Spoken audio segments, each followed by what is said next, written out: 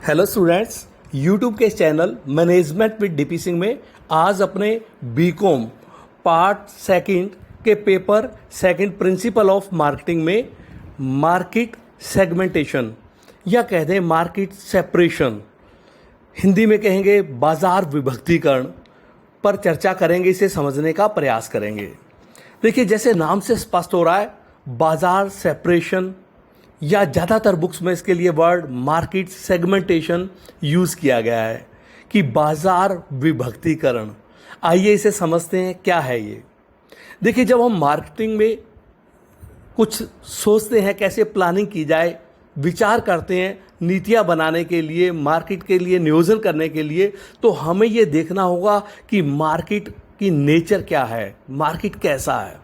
क्योंकि आज के समय में इस या कहते हैं in the time of globalisation हमें पूरा विश्व जो है वो एक मार्केट बनता जा रहा है या बन गया है, ये कह दें तो कोई अतिशयोक्ति नहीं है। और पूरा विश्व एक बाजार है और उस बाजार में हमें अपने माल को बेचना है या हम ये कह दें हमें अपनी वस्तु और सेवाओं का विक्रय करना है। तो ये किस प्रकार से किया जाए? क्या इसके पूरे विश्व को बाजार मानते हुए एक नीति बना दी जाए, एक ही योजना बना दी जाए, या इसके लिए कुछ अलग से हमें देखना होगा? निश्चित तौर पर ग्लोबलाइजेशन, लिबरलाइजेशन के कारण से मार्केट एक पूरा विश्व एक बाजार बन गया। लेकिन क्या आज भी देश की या किसी भी कंट्री की कह दें या उस कंट्री में अलग अलग स्टेट्स की क्या लिमिटेशन इसके अंतर्गत नहीं आएगी? क्या हमें उसको कंसीडर नहीं करना पड़ेगा? यदि करना पड़ेगा तो कैसे, वो किस प्रकार से हमारी मार्केट पॉलिसी को प्रभावित करेगी, या किस प्रकार से हम अपनी जो व्यू रचनाएं बनाएंगे, स्ट्रेटजी बनाएंगे, उसको कैसे वो प्रभावित करेगी? तो निश्चित तौर पर वो हमारी बाजार नीतियों को, योजनाओं को प्रभावित करेगी और हमें उस प्रभाव को समझते हुए इसको तय करना पड़ेगा कि वास्तव में बाजार को समझें और उस बाजार की नेचर को जानते हुए डिफरेंट टाइप से हम अपने विपणन नीतियों, योजनाओं का, व्यू रचनाओं का निर्माण करें। या ये कह दें कि क्या पूरे विश्व को जब हम बाजार मानते हैं तो उस स्थिति में इसको थोड़ा और डीपली समझें, उसमें रहने वाले अलग अलग एज के जो लोग हैं या अलग अलग जातियों के लोग हैं, अलग अलग हम कह दें लिंग के जो लोग हैं, और या अलग अलग समाज में रहने वाले जो व्यक्ति हैं, क्या उन सब की आवश्यकताएं, उन सब की आचार विचार कह दें, उनका व्यवहार कह दें, उनकी विशेषताएं कह दें, उनकी सोच कह दें, क्या सब समानता है सब में, सब एक जैसी है? या आयु के कारण से, समाज के कारण से, सभ्यता के कारण से, संस्कृति के कारण से, राज्य के कारण से, देश के कारण से, स्टेट एंड कंट्री के कारण से उनमें डिफरेंस है?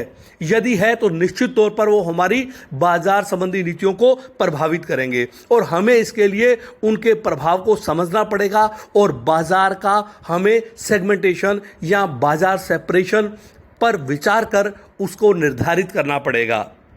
या दूसरे प्रकार से हम ये भी कह सकते हैं कि एक जैसी आयु, एक जैसे लिंग, एक जैसी जाति, एक जैसी विशेषता, एक जैसा आचरण, कंडक्ट लिए हुए, व्यवहार लिए हुए जो व्यक्ति हैं, उनके समूहों का इस प्रकार से निर्माण किया जाए ताकि उनको हम अपनी विपणन संबंधी एक विशेष प्रकार की नीतियों, योजनाओं और व्यू रचनाओं के अनुसार उनके समक्ष अपने माल और वस्तु को या प्रोडक्ट को अपने प्रस्तुत कर सकें। अर्थात भिन्न भिन्न प्रकार के जो हमारे समूह हैं उसमें भिन्न भिन्न नीतियां लिए हुए, व्यू रचनाएं लिए हुए, योजनाएं लिए हुए विपणन संबंधी हम उनको उसमें लागू करें ताकि हम विपणन उद्देश्यों को सफलतापूर्वक अलग अलग समूहों में प्राप्त कर सकें। या हम ये कह दें कि स्टैंटन जो हमारे एक मैनेजमेंट थिंकर थे, इनके शब्दों में कि a major elements in a companies, a major element in a company's success is the ability to segment its market effectively। तो निष्कर्ष रूप में हम ये कहें, इसको कंक्लूड करते हुए, कि ग्लोबलाइजेशन वर्ल्ड में हो रहा है या हो गया है, लिबरलाइजेशन वर्ल्ड में हो रहा है या काफ़ी हद तक हो गया, लेकिन पूरा विश्व एक बाजार बन गया।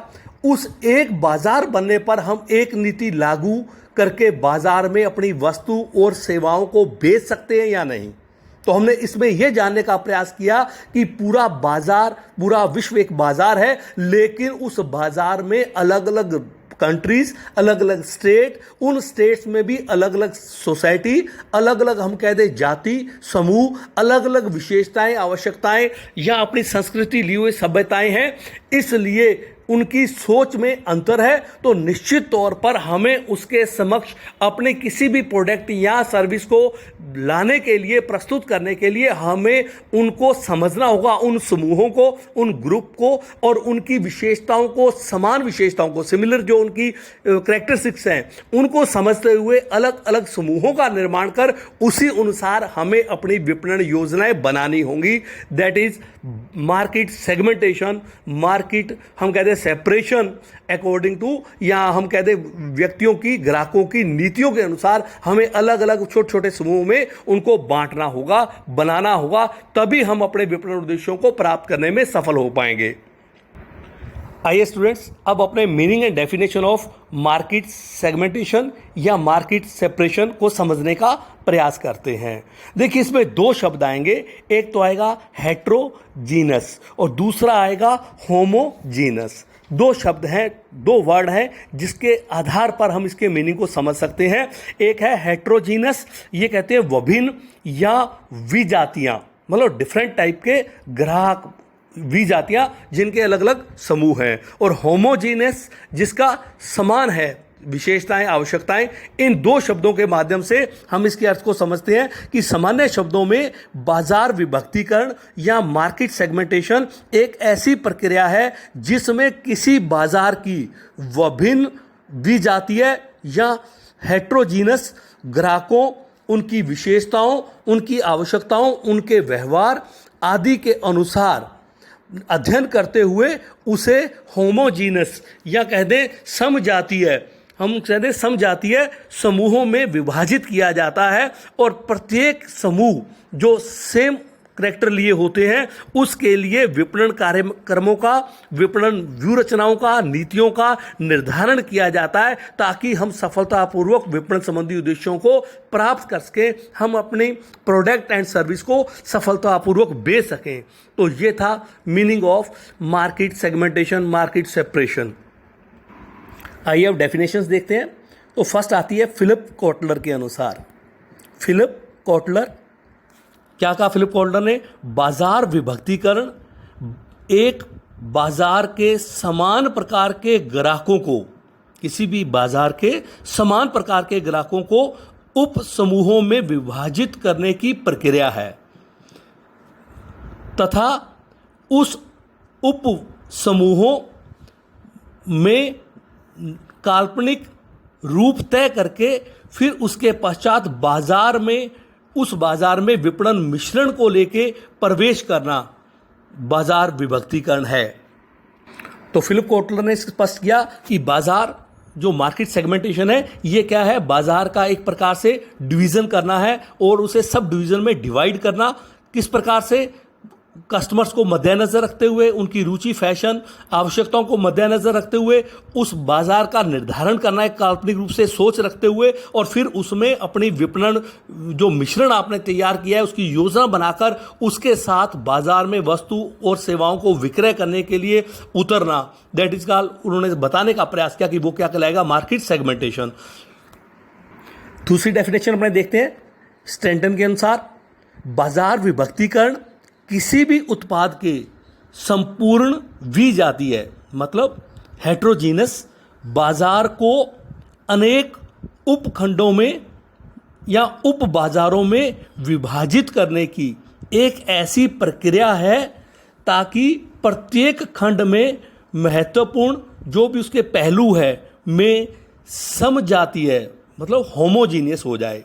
कहने का मतलब मार्केट सेगमेंटेशन एक इस तरह की प्रोसेस है जिसमें हम हेट्रोजीनियस से होमोजीनियस तय करते हैं, या दूसरे शब्दों में विजातीय अलग अलग रुचि, आवश्यकताओं, फैशन और विशेषताएं लिए हुए जो हमारे ग्राहक हैं उनका हम समान ग्राहकों की रुचि, फैशन के अनुसार हम उप विभाजन करते हैं। यह है स्टैंटन के अनुसार।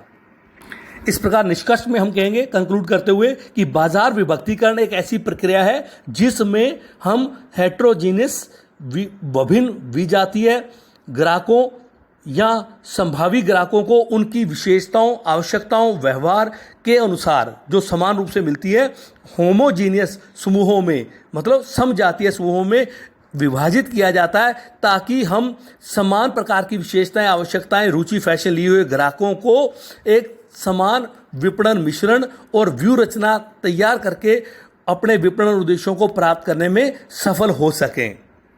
धन्यवाद।